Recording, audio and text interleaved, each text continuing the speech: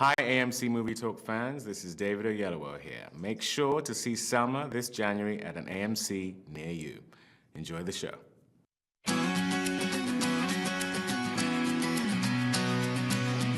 Hey everybody, welcome to AMC Movie Talk for movie fans. I'm your host, Sinead DeFries, and this is The Daily Show, where we bring you the latest news from the world of movies, plus some insight into what it all means. Joining us, as always, is your editor-in-chief for AMC Movie News, John Campea. Well, greetings and the most heartfelt salutations, everybody. Welcome to the show, coming to you live from right here at the Stream.TV studios here in Hollywood, California, and we are so glad you decided to make us part of your day. Also here is AMC's Christian Harloff. That was a very nice intro. Thank you, Sinead. Very nice to see everyone. How you doing? And AMC production manager, Dennis Zen. Hey guys, this is my first show back for 2015. First one of the new year. Yeah, so happy New Year to you guys, and happy New Year to you guys as well. Since the upcoming 50 Shades of Grey film was announced, one of the main points of discussion amongst its fans was what rating the film would get. Will the studio go for a slightly risque PG-13 to appeal to a larger audience, an R, or even an NC-17? Well, the Motion Picture Association of America has now officially rated 50 Shades of Grey R for strong sexual content, including dialogue, some unusual behavior, and graphic nudity, and for language. 50 Shades of Grey opens in AMC theaters everywhere on February 13th. John, what do you think of the rating and how the movie is shaping up? I just love that the MPAA put in some unusual behavior. Look, here's the thing. This situation reminds me a lot of an old joke by Jerry Seinfeld. Seinfeld used to do this joke about how, you go through the drugstore and you see some Anderson or some Tylenol, and it says, maximum strength. He goes, so basically they said, what will kill you, and we'll back it up just a little bit. That's maximum strength. And that's the feeling I get when a movie like this gets a rating R. And you just have this feeling that right from the beginning, probably the filmmakers went into it's like, okay, what do we do to get the XXX or the NC-17, and we'll just shave it back a little bit and then grease some palms as well, and we'll make sure we get the star. This was never going to be a PG-13 film. We know that. And look, everybody knows as soon as they announced this film, I was like, it's built on these trashy and not very good novels, but it's popular, blah, blah, blah, whatever. They have marketed this film as well as this kind of a film can possibly be marketed. My hat's off to them. They've done a great job. I remember that first trailer dropped. I didn't even watch the first trailer for a couple of days because it's like, blah. And then I watched, because everybody's telling me, John, it's actually a pretty good trailer. And I watch them like, credit where it's due. It's not bad. And here's the thing. I always say that the whole idea, the whole point of a movie is to go to get an experience, right? We go to movies to experience, whether it's experience joy or fear or wonder or awe or shock or being disturbed or whatever. We go for that type of an experience, whatever the type of experience the movie wants to deliver. Titillation is, and the sauciness and the fantasy and stuff like that's one of the experiences we as human beings have. And they are marketing this thing in such a way and getting that R rating as, to me, it's sending a message that we are going to go to the wall to try to deliver that experience for you. And so I gotta say, as much as the 1 year ago John Campea would cringe at today's John Campea saying it, I am suddenly curious to see this film, the way they've handled themselves. So the R rating, no surprise. I think we're going to probably walk out of it going, wow, how did they get away with an R? But to me, they're doing everything right. If you're going to make this piece of trash, do it right. And they seem to be doing it right. Dennis, what do you think? I don't think it could be anything else but R. You do PG-13, it's going to neuter the subject matter. A lot of people who, I guess, are fans of the book are not going to go and see it. And then NC-17, that's like box office death. You're not going to get as much money. And R is perfect. I think they're going to shoot they have already shot NC-17 rated footage that they're going to include on the Blu-ray or maybe even a re-release of it in theaters. Say, this is the NC-17 version you didn't get to see. But R is perfect for this movie. I still can't believe that the #1 trailer of last year was 50 Shades of Grey. I forgot to mention that, yeah. 50 Shades of effing Grey. More people watch the 50 Shades of Grey trailer than watch the Avengers Age of Ultron or trailer. The Star Wars trailer. Or the Star Wars trailer. Yeah, but the Star Wars trailer just came out a few weeks exactly, later. But the still, Avengers trailer. It boggles my mind. So, and from a marketing standpoint and from business standpoint, they're doing everything right. I mean, what's the deal with unusual behavior? you guys are right. Is that if you come out with a PG-13 for this movie, you're going to piss off the fans that want to see this movie. And clearly, there are a lot of fans who want to see this movie. I am not one of those people. I did not like the trailer at all. But it's not for me.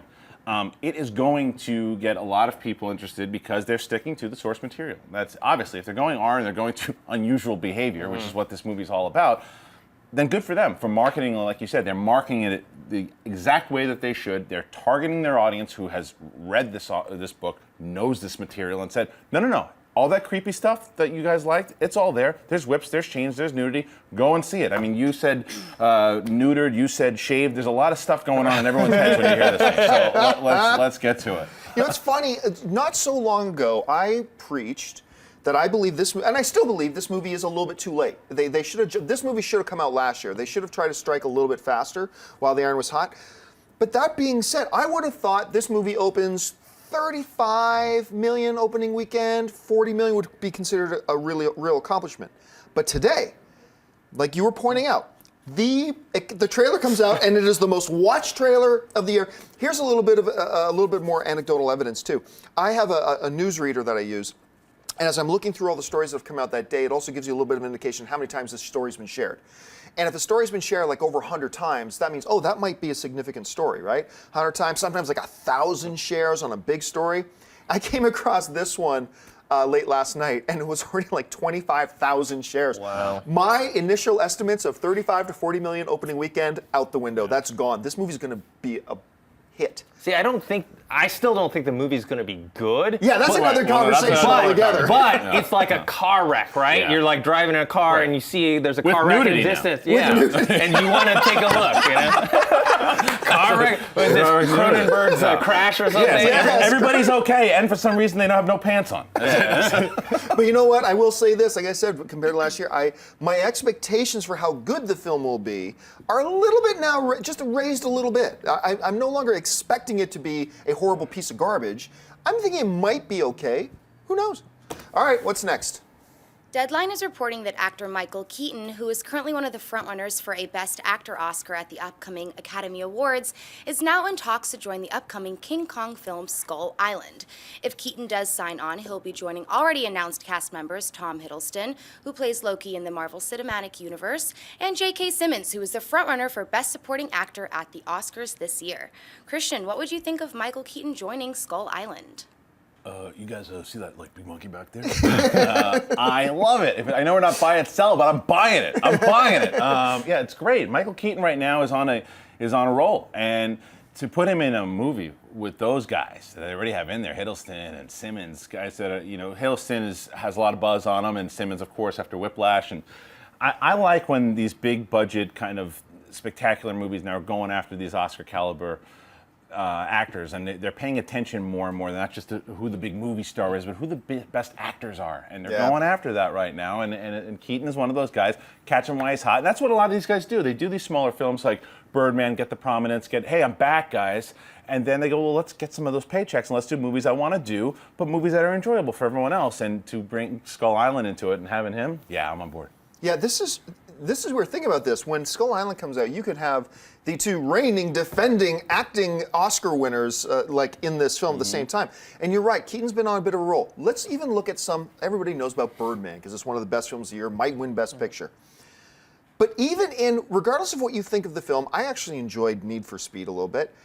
Even the people I know who hated Need for Speed, the scenes that Michael Keaton's are in, you're kind of riveted to the screen. RoboCop too. RoboCop, which is one that actually a lot of people actually didn't think was so bad. Everybody was expecting, including me, was expecting that to be horrible. It actually turned out to be all right. He was really good in it. And now you get him in Birdman. I think he would fit great. Like you said, now this is starting to look like an all-star ensemble piece with him, Hiddleston, J.K. Simmons. This is great stuff. Oh, I love the resurrection of Michael Keaton. I mean, you guys are right. He was in RoboCop, Need for Speed, and then he was in The Other Guys. Remember, he had that role in there? Right. He was hilarious in that. Yeah. So I like it. I mean, I grew up as Michael Keaton as Batman, and he did Mr. Mom and Multiplicity, Gung Ho, and a bunch of others. I love Gung Ho. So it's great to see that he's kind of back, and he's not going to be like the leading action man thriller or whatever, but if he can get more significant roles than the ones he's done in the past, I'm all for it. And how did we forget to say Beetlejuice? Oh, All yeah, right, folks, we've reached that part of the show for buy and sell. Here's how this works.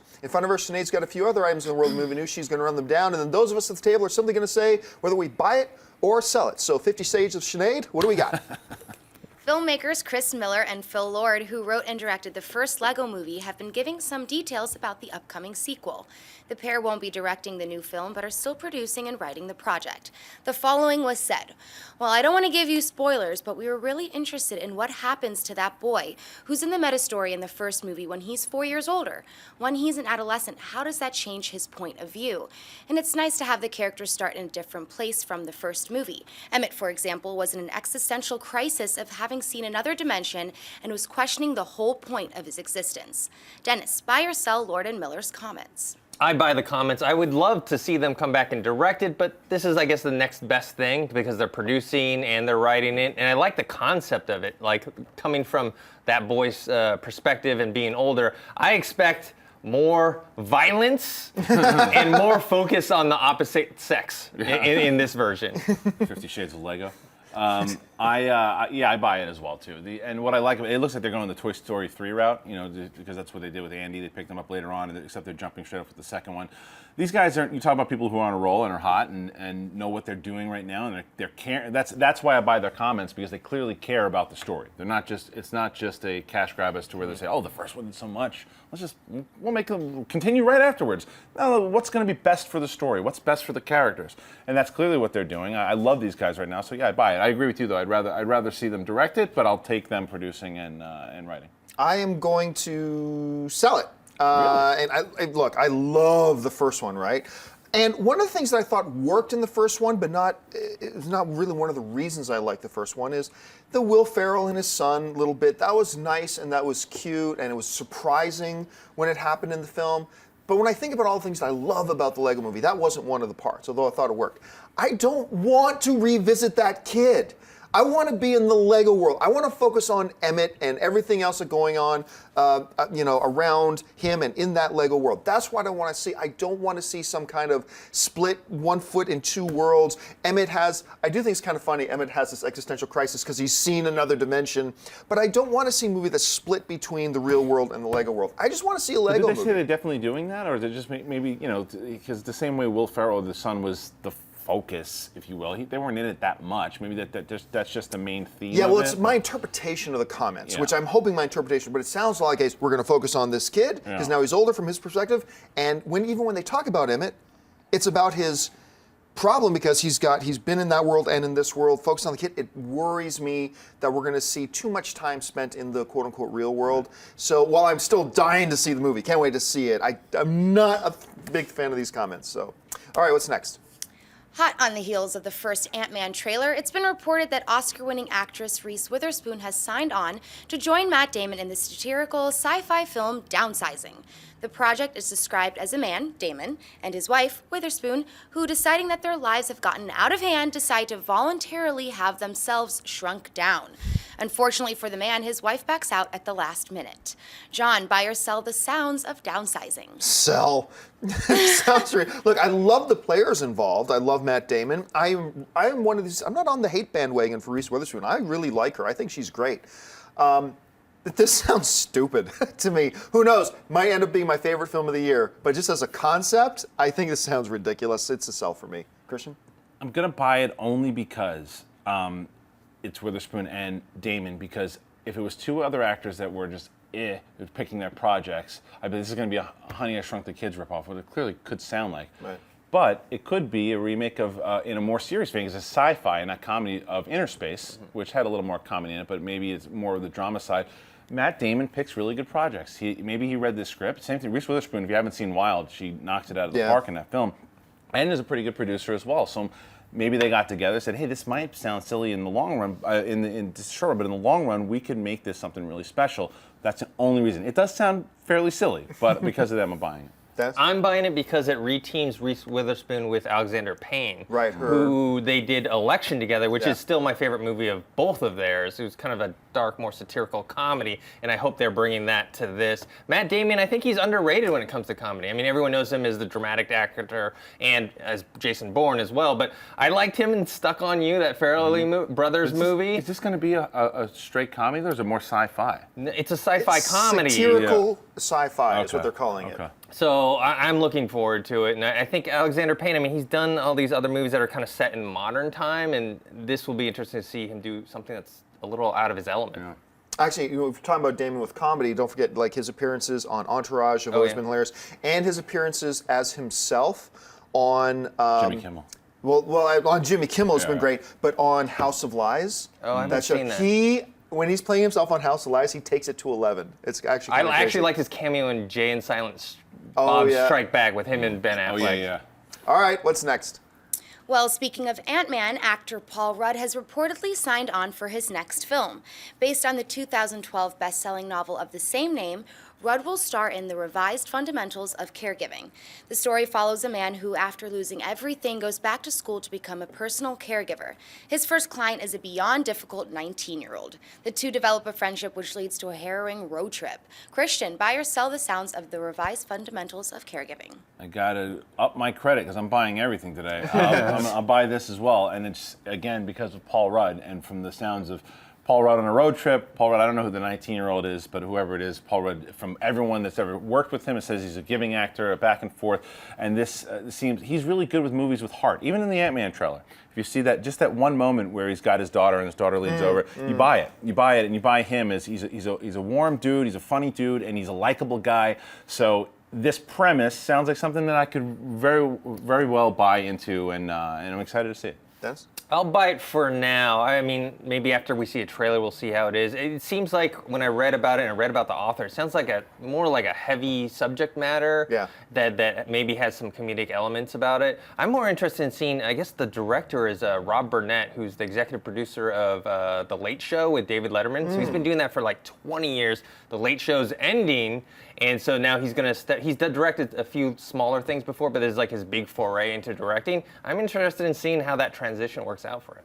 I'm going to buy this specifically because one of the things you mentioned. This does sound like a heavier story. When you go beyond just what our synopsis is and actually read about the book and things like that, I'm fascinated to see Paul Rudd get more into that type of territory and to see him stretch himself a little bit more. He is one of the most delightful guys in the business. One of my favorite interviews that I've ever done was with him too, and he's just really cool and he's great.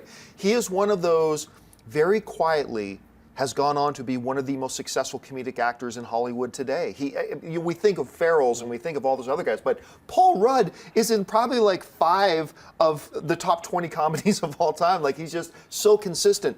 The story sounds like it could be very heart-touching with the right, and Rudd can bring elements of comedy to it. I think there's a lot of big upside to this, so for me it's going to be a buy.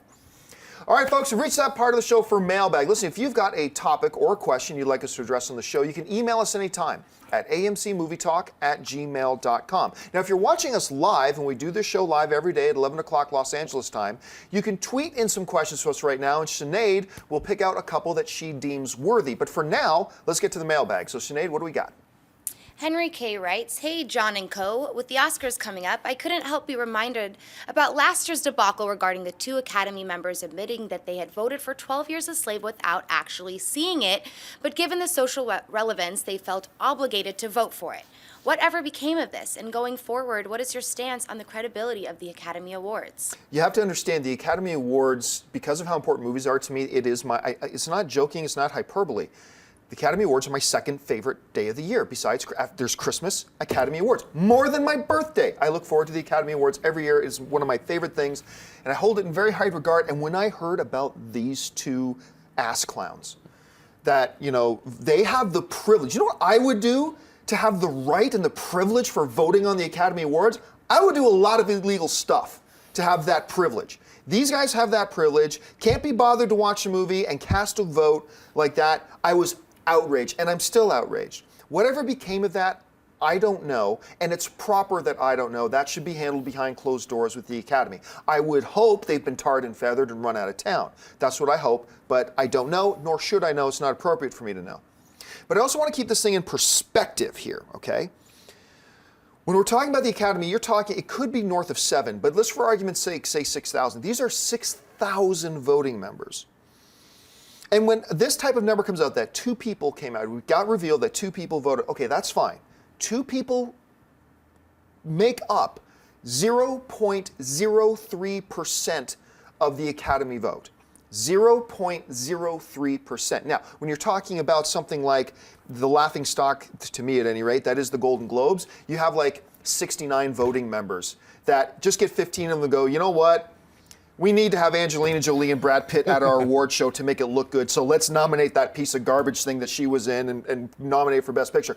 That can be so easily influenced that just one person represents a fairly significant percentage. Or whether you're looking at the Broadcast Film Critics Society, which also has a much smaller voting base. You get 2 people in either of those, a little bit more representation. But with the Academy, 6,000 people, while I was outraged at those 2 people, for me personally, it didn't shake me. Now, I get some people try to argue me with absolutely unsubstantiated arguments. You're going, well, you know there's more. No, you don't. You actually don't know there's more. You can say that. You can say it and whatever you want.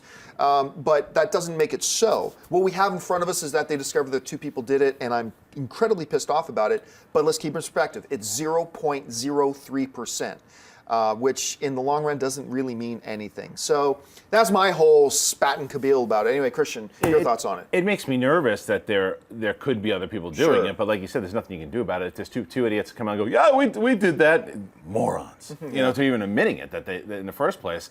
But yeah, it's really disheartening when you hear something like that. But that's the system. You know, there's so many other people that hopefully are watching the movies. Like you said, they have the privilege to do what they do. And if your job is to go see a movie because you have to vote on it, go see the movie. There are so many other people who are dying to do what you do, and you don't see the movie and just decide you think you should because you want to feel good. Lame. Yeah, it really is totally lame. But, you know, there are lots of people who go out of their way to see the movies and do vote in the movie. And let's not take anything away from 12 Years a Slave. It was a phenomenal movie, and I do believe deserved all the accolades that it got. I mean, I would have voted Best Picture. Right, Yeah. but it's more about the scenario here, what's going on. If there's a system to change it, I have no idea how to do it. But yeah, it's lame. Dennis? I was dismayed to hear about it, especially given that it was for the big one, Best Picture. You know, there's only up to 10. This is the one that everyone, even people who aren't voting members of the Academy, are rushing out to. Oh, there's X amount of Best Picture nominees. I gotta see those. And so for people who are voting members that don't do it, that really is disheartening. The one thing though is I thought, okay, we know like of all the nominees, there's like a ton, you know, that there are certain categories that people aren't going to watch all the movies for. You know, best foreign film starring a monkey in a tuba is not gonna have. But why not though? everyone's gonna watch that category. But this is Best Picture. I just think that why that's the thing. For me, if you're going to be part of a committee, like I said before, you should have to see the monkey in the tuba thing. You should, because if you're part of the committee and you want to have that responsibility, because those people, the guy who made the monkey in the tuba movie, he's putting his heart and soul to get himself nominated. Maybe 10 years of his life. Right. No, But I understand what you're saying. You're absolutely right. There are people that don't do that, and I think that like anyone, if you are part of that Academy of Voting, your responsibility is to see everything that is nominated, so you can be responsible to look. We review or stuff. Be excused, or excuse yourself from voting on that category. Right. Look, we review stuff, and here's an example too. I just recently saw Selma, and it does include as a 2014 release because it came out in limited in December. It wasn't in my top 10 of last year because I hadn't seen it at the time too. But I'm not in the responsibility of voting all these things too.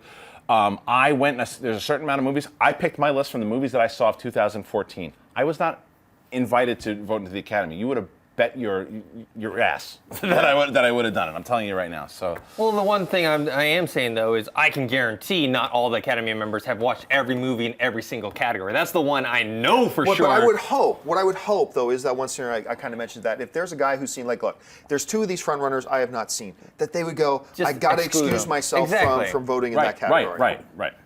All right, what's next? Jenner Williams writes, all hail AMC. I've been reading around that it's been confirmed that a Batman vs. Superman trailer will play next month in front of Jupiter Ascending. Is this true? Looking forward to an amazing 2015. Okay, first of all, no, it's not been confirmed. It's only confirmed when Warner Brothers says this was happening. It doesn't matter how many other people come out and say it's happening. Until Warner Brothers says it's happening, it is not confirmed. How many times in the last 3 or 4 months have we seen, the stories go with everybody talking about it, therefore it's confirmed, and it turned out it wasn't true at all because the actual source didn't say it. Now, that's not to say that it won't be confirmed. This could become a real thing, but as of right now, it is just being speculated and it's just being reported because there are a few bits of evidence here and there to suggest it, but it is not confirmed. But here's where this is coming from. There's a list that came out that lists off what movies' trailers will be premiering when and which other films. So if we've got that graphic inside there, let's pull that up. You'll see in here, there's a line in there for Batman vs. Superman: Dawn of Justice that will have a teaser trailer play February 6th in front of Jupiter Ascending, a film I think has a lot of disaster written all over it. But so that's where this is coming from. Important. Now, look at the top line. Now, this is from a projection list. They say themselves, right at the top line, this is only an indication as to when certain trailers will or might be released. This is not official or a complete schedule. So while it is understandable at this point, while there is some talk about, hey, it's possible that we could be getting a Batman vs. Superman trailer in front of Jupiter Ascending in 1 month from now, let's not get too far ahead of ourselves and say, oh, it's confirmed, it's absolute, it's happening, because a lot of people are saying that about a Batman vs. Superman trailer in front of The Hobbit, and look how that turned out. Till Warner Brothers says it's not true. This brings up a big question for me, though. Why? Why? What's the point? What is the point of a Batman vs. Do you think putting a trailer out 14, 15 months before the movie comes out is going to add $1? The effect that this, whatever trailer they have right now, is going to be worn off by the time they get into their real marketing. I still remember, in my day, when it was common practice, you put out your trailer 2 to 3 months before a film comes out, because that's when you start to build your swell. Things have changed. There's more wide release movies coming out now. You got to have a wider marketing window. I get that, but 14 months still seems like unnecessary. I felt the same way about the Star Wars trailer. I love seeing it just because I'm a Star Wars fan, but did that add $1 more to what's going to be made from Star Wars than if they released it 3 months later? I don't think so. So, will it happen? I say there's a 50-50 chance. I say there's a 50, maybe even 55 for, 45 against that it will debut in front of Jupiter Ascending, but it is not confirmed yet, and I think it's a mistake. I think it's a mistake to put it out this early. That's just my thoughts. Christian? The first issue as far as whether or not it's going to happen, I think it's probably a pretty good chance. And the other thing I noticed on this, Fantastic Four said February finally as well too. Is it February 12th? I wasn't even looking. It said Fantastic Four February 12th. We shall see. But it would make sense to put it in front of this movie because it's got a little bit more of the genre. I mean, The Hobbit, they say rumored at Hobbit at one point too. But I guess that this seems more like a comic book movie, Jupiter Ascending. It's a Warner Brothers film. Yeah, it's a Warner Brothers film as well too. So it would make, and because the movie needs a little bit more of a push, and if maybe you're saying that it's going to be attached, more people would go and see it. I don't know. As far as the issue of putting it out a year beforehand, I actually am on the other side of it because I think that it's only a little less than a year because it's beginning of March of next year. So That was May at the top of my head. It's March. Yeah, it's March. Okay. So it's about a year. So it's about 13 months. So along the lines of what Star Wars did, and I actually did think. I agree with you. It's not going to add any more money. People who are going to want to see Star Wars or Batman v Superman are going to see it. But with it gets people talking about it again. That trailer, the first one, will get all the hits and it will get a lot of marketing because 50 Shades of nothing. Star Wars is the most downloaded trailer of everything so far since it came out in November, right. And a lot of talk, analyzation videos, and everybody really talking it up. And the same thing is going to happen with Batman v Superman. It's especially in our space, it's going to be everywhere within that year because we're still talking about the Star Wars trailer. So I think it's an okay move, and I'm excited to see it. See, I agree with you that all that will happen as a result of the trailer coming out. I just can't help but wonder if it's too soon to have all that happen right now. But you might be right, Dennis. I think the reason that you brought up about it maybe needing to come get some of the box office for Jupiter Ascending because this is a movie that was coming out, supposedly last year, and they yanked it last minute. I mean, what was a few weeks before it was supposed October, right? Or something? No, it was last spring. They were supposed to. It was I think May or Or June summer, or something wasn't like it? that. Yeah. Yeah, and Right, they it was a summer yanked film. it. It was a summer film, right? So maybe that's the main reason. Yeah. But I actually am kind of not a 180, but I still don't think the movie's going to be good. But I'm actually more looking forward to Jupiter Ascending because too. I saw the last trailer and I was like, you know what? I think that might be okay. Last So, trailer wasn't bad. Yeah. Yeah. My thoughts are changing on that movie. too. Okay, we have time for one Twitter question because we've gone a little bit over time today. So, Sinead, what Twitter question have you pulled out today? Oh my gosh, so much pressure. Okay. All right, so Travis asks, if we only had one movie genre to pick from for the rest of our lives, which would you choose? I would choose comic book and fantasy because a lot can be combined within it. Well, I mean, yeah, I think, if you just say sci-fi, well, then you can incorporate comic books into that depending on what your thing is. So getting more specific, yeah, I'll go comic book. I'm a comic book nerd. Everybody knows I'm comic book. I take it back. Now, I honestly, if I only had one thing and I had to watch it all the time, we need to laugh, I'd probably take comedies. If I could only watch it. Now you can say, but some comic book movies can have comedy. Yes, documentaries have comedy too. Blah, blah, blah. But if you want to stay strictly on genre, although comic books are my favorite genre, if I could only have one, I'd go with comedies. Sci-fi fantasy. It's just so many different worlds, and if you want to throw in a couple jokes here, because there's just too many bad comedies for me to say the whole comedy genre. So yeah, sci-fi fantasy. I like being sometimes different worlds, different the characters that you come up with, and the different sciences. So I love sci-fi fantasy, but I'm gonna go with crime drama. That's my favorite ultimate drama, ultimate genre, and not being able to watch those type of movies. I don't know. I don't know if I could do without it.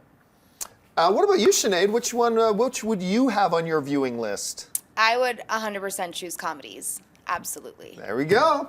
All right, folks. Well, that will do it for us on this installment of AMC Movie Talk. Thank you so much for joining us today. Listen, don't forget, lots of great films playing at AMC Theaters right now. Head on over to www.amctheaters.com for your theater showtime and, of course, your movie ticket information. If you want an audio-only version of this episode, look in the description of this video and you'll find a link to our podcast feed. And don't forget to click the thumbs up video, share this video on your Twitter and Facebook, and make sure you subscribe to our YouTube channel.